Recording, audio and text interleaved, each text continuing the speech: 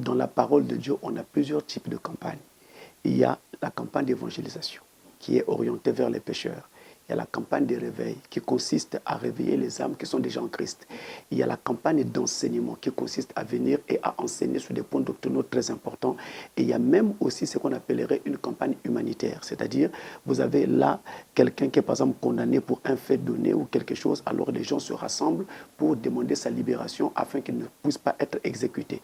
Et un ministre arrive à l'occasion de cette campagne-là et enseigne ou prêche pour alors remettre au goût du jour les valeurs que nous sommes censés soutenir et qui donc en fait doit faire que cette personne puisse être libérée.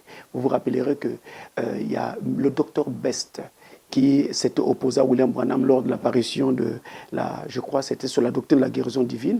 C'est à cette occasion à Houston que la colonne de feu est apparue sur la tête de Branham quand son fils a été condamné à la chaise électrique.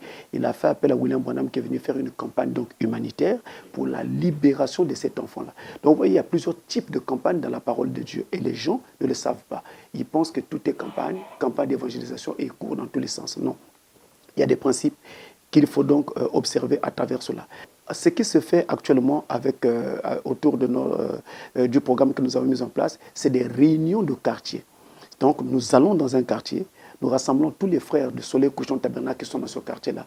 Et quiconque le veut peut venir, qu'il soit de Soleil Couchant ou pas, qu'il soit chrétien ou pas, quiconque le veut peut venir. Et c'est pourquoi d'ailleurs, nous avons intitulé cela Jésus sans barrière pour montrer que nous ouvrons la porte à tout le monde. Donc là, c'est des simples réunions de quartier. C'est pourquoi d'ailleurs, même à la fin, nous offrons une collation, nous offrons quelque chose à manger. Et à l'occasion, nous prions pour les malades parce que vraiment, par rapport aux conditions sociales qui prévalent aujourd'hui dans le monde, les temps sont vraiment très très difficiles, les gens sont vraiment malades, il n'y a pas toujours l'argent pour aller à l'hôpital et puis il y a même des cas pour lesquels l'hôpital ne peut absolument rien.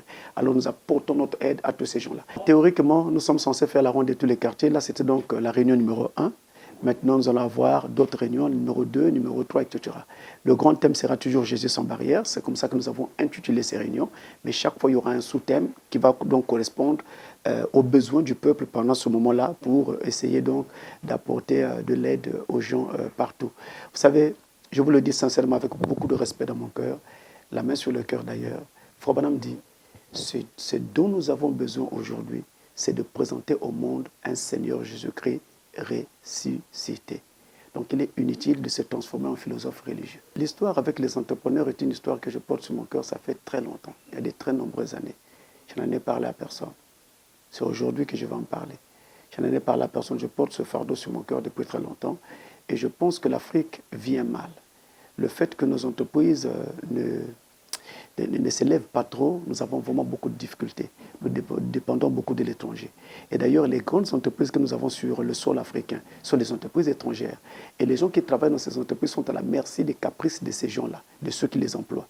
Donc, un jour ou un autre, on peut les mettre à la porte. C'est d'ailleurs arrivé en 2008, lorsqu'il y a eu la crise des subprimes aux États-Unis, et que finalement, ça a réjailli sur le reste du monde. Eh bien, il y a eu des gens qui ont perdu leur emploi. Et je me rappelle, encore en tout cas, je pense que les Congolais peuvent se souvenir avec moi, il y a eu par exemple des entreprises qui sont allées jusqu'à licencier 3000 personnes, une seule entreprise. Donc c'était assez difficile. Donc je pense que les entrepreneurs chez nous ont besoin d'aide. Pas seulement de l'aide financière, mais déjà de l'aide du créateur pour qu'ils soient poussés un peu plus en avant et que alors leurs entreprises soient fortes, assez robuste afin que nous aussi, nous puissions être compétitifs sur le marché.